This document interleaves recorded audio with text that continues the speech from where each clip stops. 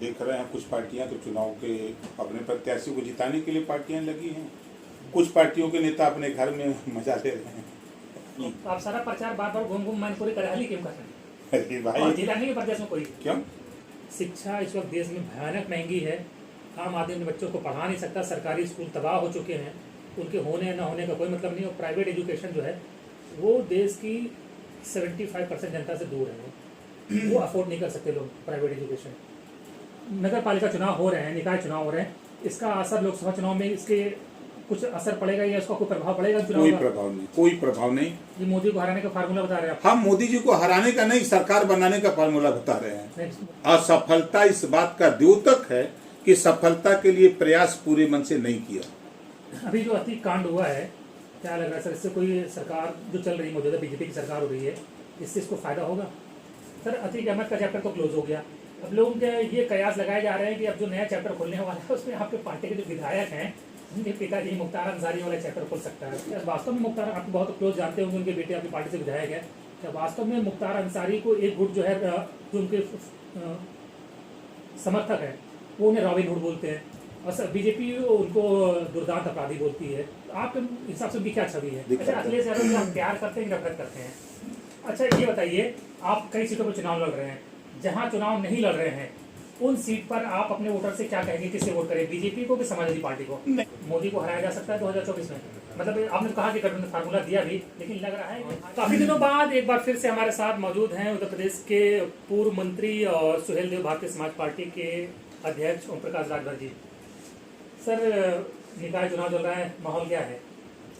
माहौल, सभी पार्टियां अपना अपना प्रत्याशी खड़ा करके और मैदान में चुनाव में देख रहे हैं। कुछ पार्टियां तो चुनाव के अपने प्रत्याशी को जिताने के लिए पार्टियां लगी हैं, कुछ पार्टियों के नेता अपने घर में मजा ले रहे हैं।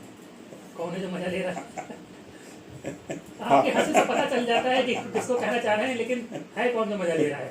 भाई, आज बीजेपी अपने प्रत्याशियों को जिताने के लिए लगी है। सुहेल देव भारतीय समाज पार्टी के नेता अपनी पार्टी के प्रत्याशी को जिताने में लगे हैं, कांग्रेस के लोग लगे हुए हैं, बसपा के नेता कमरे में बंद हैं और सपा के नेता एसी में मजा ले रहे हैं। ये दो नेता तो नहीं निकल रहे हैं। सर अप्रैल का महीना खत्म होने वाला, जून आने वाली है, गर्मी में तो एसी नहीं चले, कब चलेगा? क्या गर्मी हमको नहीं लगती? हम भी तो बैठे हैं एसी में। अभी यहाँ से 3 घंटे सफर करके करहल में गया हूँ। करहल में राजकुमारी कश्यप प्रत्याशी है, वहाँ करीब 1200-1300 लोग जुटे थे, उनको संबोधित किया हूँ। फिर करहल से चल के लखनऊ आया हूँ। हमको नहीं गर्मी लगती है। कल मैं गया था हरदोई के आगे पिहानी। तो आप सारा प्रचार बार बार घूम घूम मैनपुरी करहाली क्यों कर रहे हैं? अरे भाई, और जिला नहीं है प्रदेश में कोई? क्यों?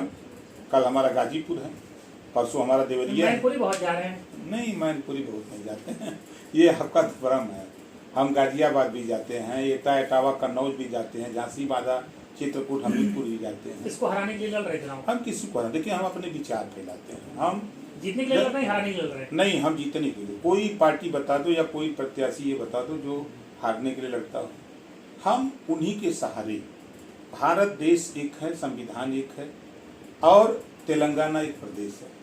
तेलंगाना की सरकार 500 कॉलेज खोल करके केजी से लेके पीजी तक 2 लाख बच्चों को निःशुल्क छात्रावास भी निःशुल्क, भोजन भी निःशुल्क, 2 लाख बच्चों को डॉक्टर, मास्टर, इंजीनियर, कलेक्टर बनाने की शिक्षा फ्री में दे रही है।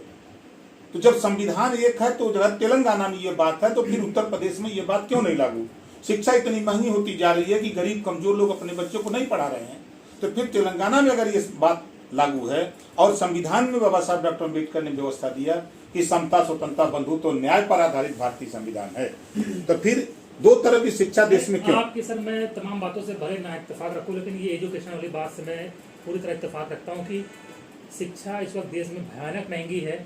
आम आदमी अपने बच्चों को पढ़ा नहीं सकता। सरकारी स्कूल तबाह हो चुके हैं, उनके होने न होने का कोई मतलब नहीं। और प्राइवेट एजुकेशन जो है वो देश की 75% जनता से दूर है। वो अफोर्ड नहीं कर सकते लोग प्राइवेट एजुकेशन। इसी बात को हम जनता को समझा रहे हैं ना कि बाबा साहब डॉक्टर अम्बेडकर ने जो वोट का पावर दिया है, इस वोट को लेने के लिए अरबों खरबों रुपया पार्टियां खर्च करती हैं, तो फिर इन गरीबों का वोट लेने के लिए खर्च करती है, तो उनको शिक्षा पे क्यों नहीं खर्च करती हैं? यही रुपया उनकी शिक्षा पे क्यों नहीं खर्च करती?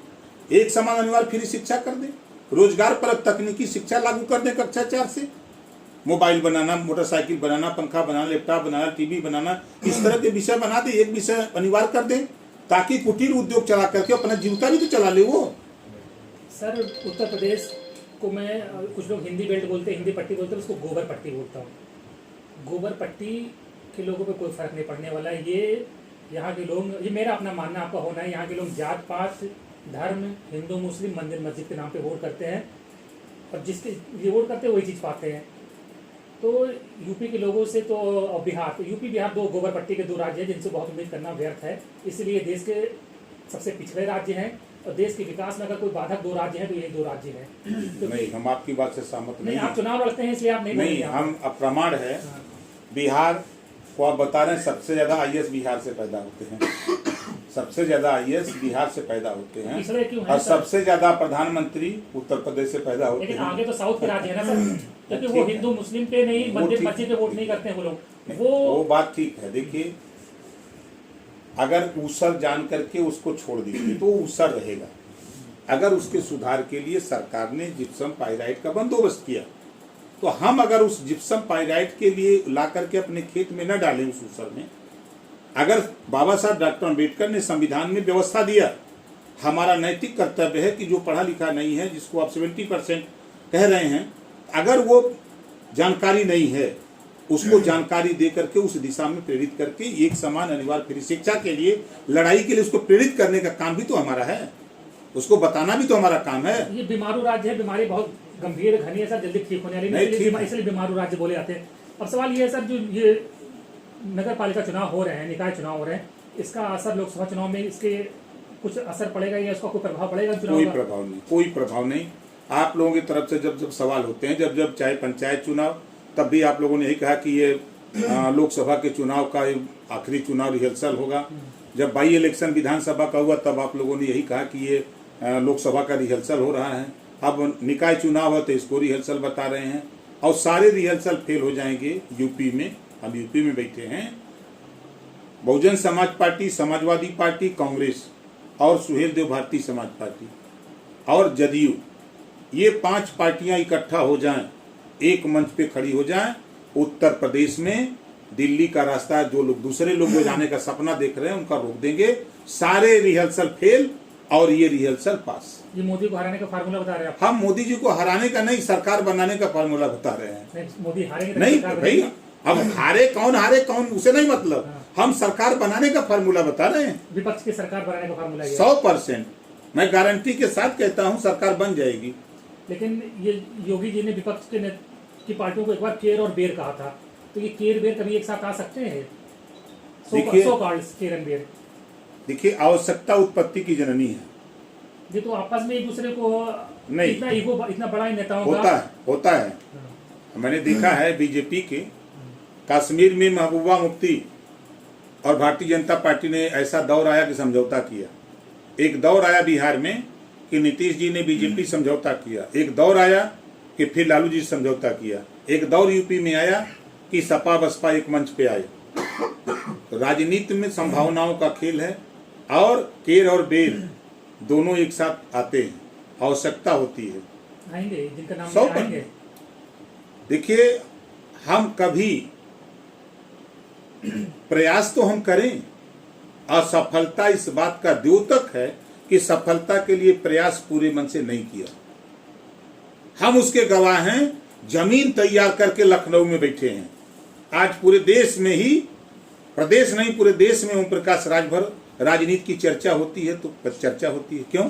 हम धरातल तैयार करके आए हैं। जो बीमारू प्रदेश बता रहे हैं, उनमें से जो बीमार लोग हैं उनको इलाज के लिए दवाई बता करके उनको खड़ा कर रहे हैं, उनको रास्ते पर ले आ रहे हैं कि आप दवाई के लिए निकलो, अस्पताल चलो और अपने इलाज करो। अभी जो अति कांड हुआ है, क्या लग रहा है सर, इससे कोई सरकार जो चल रही है, मौजूदा बीजेपी की सरकार हो रही है, इससे इसको फायदा होगा? देखिए, जुडिशियल कस्टडी में पुलिस की मौजूदगी में डेथ होना, हत्या होना, ये संविधान के लिए, कानून के लिए, अदालत के लिए खतरा है। जनता तो के लोग कह रहे हैं बीजेपी तो कह रही, जनता बहुत खुश है। नहीं, अब बीजेपी कहेगी क्या? 2 को मारे गए, 3 को पैदा हो गए, उनसे बड़े अपराधी। जिस वो तो धर्म रक्षक कह रहे हैं। वो जिस रेशियो से जिस रफ्तार से उन लोगों ने रिवॉल्वर चलाई उतना तो ब्लैक कमांडो नहीं चला सकते, उतने तेजी से गोली। सर वो सेल्फ मोटिवेटेड थे, किसी के कहने पे है वो? अब देखिए सुप्रीम कोर्ट मामला पहुंच चुका है, जांच हो रही है, दूध का दूध पानी का पानी होगा। जैसा कि यूपी चैनल पे हमने भी देखा और वहां के लोगों ने भी बयान दिया, कई चैनलों पे चला कि पुलिस की जीप में अपराधी बैठा के लाए गए थे, ऐसा यूपी तक चैनल पे भी चला था। तो कहीं ना कहीं अब घटना के पीछे तो साजिश दिख ही रही है। साजिश लग रही है आपको?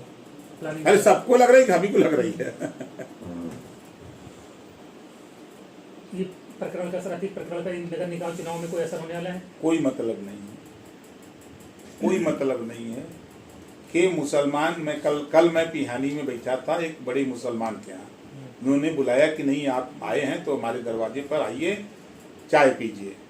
अब मैं चला गया, उन लोगों ने जब बातचीत हुई तो हमने कहा, तो उन्होंने कहा कि हम अपने बूथ पर तो आपको चुनाव जितवा के भेज देंगे भाई, आपके प्रत्याशी को, इतनी जिम्मेदारी हम आपसे लेते हैं, हम आपको देते हैं।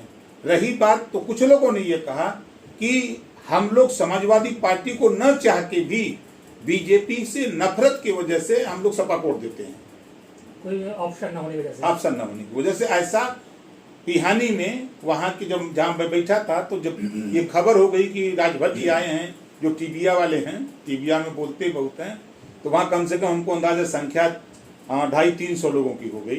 तो लोग एक ही बात कह रहे थे कि चलिए, अभी तक हम लोग टीवी में देखते थे, आज साक्षात आपको देख रहे हैं भाई, वाकई में आप नेता हैं धरती पर, आप गरीब कमजोर मजलूम की लड़ाई लड़ते हैं, इसमें कोई शक नहीं है। तो हमके शक नहीं है तो हमारे प्रत्याशी को, जो डॉक्टर अर्कबंसी लड़ रही हैं, सुनीता अर्कबंसी, आप लोग उनको छड़ी पर वोट दीजिए। सर अतीक अहमद का चैप्टर तो क्लोज हो गया, अब लोगों के ये कयास लगाए जा रहे हैं कि अब जो नया चैप्टर खोलने वाला है उसमें आपके पार्टी के जो विधायक हैं, उनके पिताजी मुख्तार अंसारी वाला चैप्टर खुल सकता है। नहीं, कुछ नहीं, अभी तो अतीक का देखिएगा, अभी ये चुनाव तक चलेगा, लोकसभा चुनाव तक अतीक के छाए रहेंगे। मुख्तार अंसारी में अब वो सब क्लोज हो गया है, उधर अभी नहीं ध्यान है, अभी चलेगा ये लोकसभा चुनाव के भाई। सुप्रीम कोर्ट कल, आज तारीख है ना सुप्रीम कोर्ट में, आज तारीख है, हमारा बयान, कमेटी बनेगी, जांच होगी, तो जांच तो जब तक जांच पूरी नहीं होगी तब तक तो अतीक का चलेगा, जिंदाबाद मुर्दाबाद दोनों चलेगा। सर अतीक अहमद जिस क्षेत्र में उनका दबदबा है, आप भी उसी क्षेत्र से आते हैं, क्या वास्तव में मुख्तार अंसारी, क्या वास्तव में मुख्तार, आप बहुत क्लोज जानते होंगे, उनके बेटे आपकी पार्टी से विधायक है, क्या वास्तव में मुख्तार अंसारी को एक गुट जो है, जो उनके समर्थक है, वो उन्हें रॉबिन हुड बोलते हैं और बीजेपी उनको दुर्दांत अपराधी बोलती है, आपके हिसाब से उनकी क्या छवि है? देखिए, जब गरीबों के ऊपर जुल्म जाती अत्याचार होता है, जब उनके साथ कोई खड़ा होता है, तो निश्चित है कि एक दिन उसको बड़ा अपराधी लोग बना देते हैं, उसकी इस स्थिति पैदा होती है। आप उस इलाके में 4 बार वो विधायक हुआ, जेल में रहकर, तो कोई खासियत है तब ना लोग वोट देते हैं, कोई खासियत रही है तब ना लोग वोट देते हैं, कोई सही वोट दे देते हैं। तो गरीबों के साथ, गरीबों के सुख दुख में अगर कोई सताता था, गरीबों के साथ अन्याय अत्याचार होता था, तो उनके साथ खड़ा होता था, यही उसका अपराध था। कुछ लोग कहते हैं कि वहाँ जो सामंतवादी ताकतों का जो बोलबाला था आपके गाजीपुर, बलिया, मऊ, आजमगढ़ क्षेत्र में, उनसे उसने टक्कर ली और इसी की कीमत उसे अब चुकानी पड़ रही है। देखिए, आपको बता दें, जैसे दिल्ली में आप देखेंगे तो सोनिया जी, मायावती जी, अखिलेश जी, वो केसीआर जी, ममता जी, सब एक का जगह बैठ के चाय पकौड़ी काटेंगे। वैसा ही अपराध की दुनिया में सब अपराधी एक हैं, खाली बाहर भौकाल हैं, हम सब पढ़ लिए हैं, अपना अपना इलाका बना। हाँ, सब अपना अपना इलाका। तोरे इलाके में अगर हमें काम ना मिले तो हमारा नहीं जुगाड़ बैठे, तू जुगाड़ बैठा लिए, तो उनके इलाके में ना बैठे तो हम बैठा ले, भी यही जुगाड़ है। सब अपने अपने क्षेत्र में एकदम माहिर हैं। ये बाहर खाली जो आप बता रहे हैं ना, ये जो वंचित समाज है, शोषित अशिक्षित लोग हैं, यही उस भावना में आकर के रहे है, हाँ हुआ, कहीं कुछ नहीं है, सब मिले हुए हैं एक दूसरे से। आप बताओ कि विकास दुबे का नाम कोई जानता था? कौन पाल के रखा? बीजेपी की गवर्नमेंट रही हो, सपा की गवर्नमेंट रही हो, बसपा गवर्नमेंट रही हो, इन्हीं सरकारों का है ना। जब वो घटना घटती है तब अपराधी सामने आ जाता है। अभी कितने दिन तक अपराधी नहीं था, सांसद बना, विधायक बना तो अपराधी नहीं था। जेल में गया तो जेल से घटना घटी, उमेश पाल पुलिस कस्टडी में, उसकी भी डेथ हुई। तो अब अतिक अपराधी संरक्षण किसका था? पार्टियों का ही है ना। आज देश में जो चर्चा हो रही है अडानी की, किसका संरक्षण है? देश का घोटाला हो रहा है, किसका संरक्षण है? उसी तरह बड़ी बड़ी माफिया अभी सूची जैसे प्रदेश सरकार ने जारी की 61 लोगों की, एक आईपीएस ने बयान दिया कि जो उनका राजनीतिक संरक्षण है उनका नाम ही सूची में नहीं है। भी कोई रिटायर या है, उन्होंने बयान दिया सूर्य प्रताप सिंह, अब जो भी हो, हाँ रिटायर्ड जबरी कर दिया गया है, तो उनका बयान आया। तो 61 जो सूची आई है, तो ये सूची जो जारी हुई है, सूची में तो लंबे समय से ही सब है ना, एकाएक तो बने नहीं, ये जो 3 आके एकाएक मार दिए खट से। ये निकाय चुनाव में समाजवादी पार्टी, आप अपनी पार्टी के साथ समाजवादी पार्टी का बड़ा ख्याल रखते हैं, उसके ऊपर कोई निगाह रखते हैं, निकाय चुनाव में कब मेयर उनका जीतेगा? अब देखिए प्रयास करना चाहिए उसमें। तो अब हम तो राय देंगे तो उनको बुरी लगेगी भाई, यही इसी के नाते हम बुरे बन जाते हैं। नहीं, आपका नाम अभी एक टीवी चैनल में इंटरव्यू दिया उन्होंने, तो उन्होंने एक तरह से उनके मन में दर्द है आपके अलग होने से। बीजेपी आरोप लगाया कि हमारे गठबंधन के साथी को बीजेपी छीन ले गई। नहीं, छीन नहीं ले गई, ऐसा आरोप गलत है। ये जो भावना अपनी अलग कर दिया, लेकिन नहीं, गलत नहीं कर दिया। सच्चाई ये है कि अखिलेश जी को अपने जो जीतने वाली सीटें जहां हैं, उनको अपना भाई, उनके अपने जो सूत्र हैं, जो जीतने वाली सीट है उस पर जाकर के जब एक नेता चलता है तो माहौल बनता है। आज जैसे कर्नाटक में कांग्रेस का माहौल है, उस माहौल को खराब करने के लिए बीजेपी हाथ पांव प्रधानमंत्री तक को ले जा रही है कि अब 7 दिन वहीं रहेंगे, 6 दिन वहीं डेरा गिराएंगे। तो आप क्यों डेरा लखनऊ गिराए हो?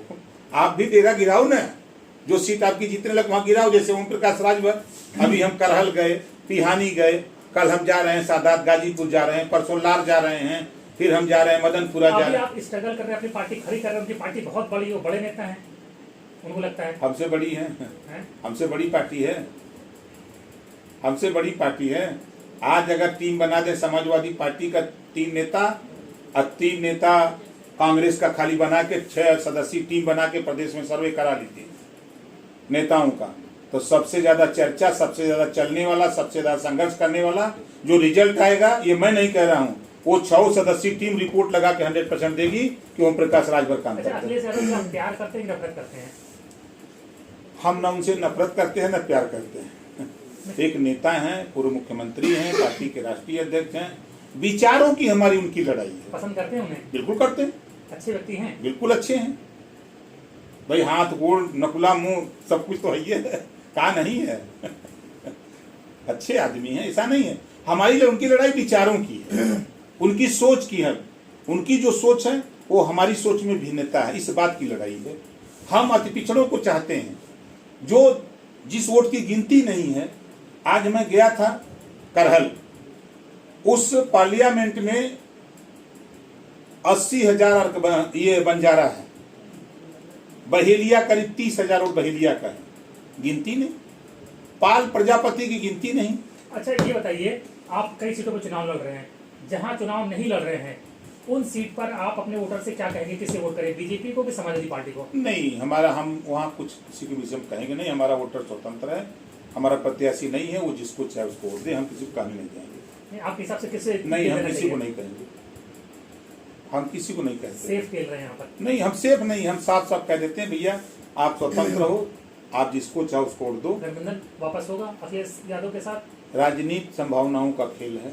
मैं तो आज भी कह रहा हूँ, दोबारा कह रहा हूँ कि जिस दिन सपा, बसपा, कांग्रेस, जदयू एक मंच पे हो जाए, एक टेलीफोन करें, इन लोगों के पहुंचने से पहले ओम प्रकाश राजभर मंच पे मिलेगा।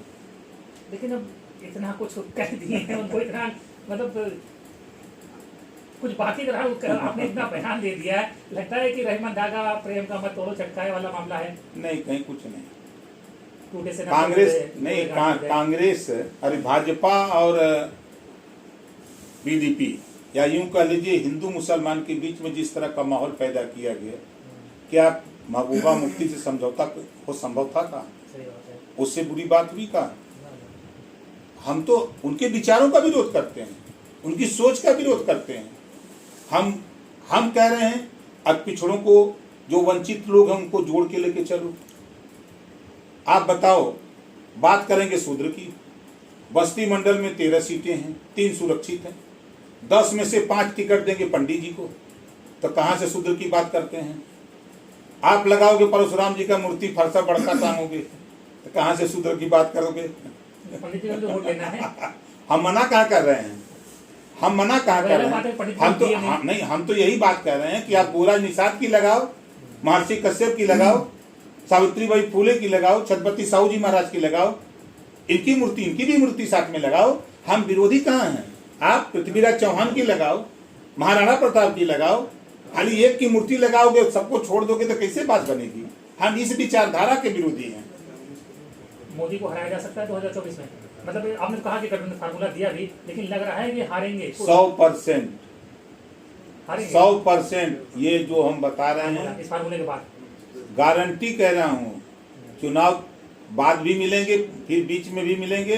ये 4-5 लोगों को एक जगह कर दीजिए, यूपी में 70 सीट जीत जाएंगे, 70। देखिए ओम प्रकाश राजभर जी ने फार्मूला बता दिया है। अब अमल करना नेताओं के हाथ में, अमल करते हैं या नहीं, आप क्या सोचते हैं? कमेंट बॉक्स में जरूर बताएं। धन्यवाद।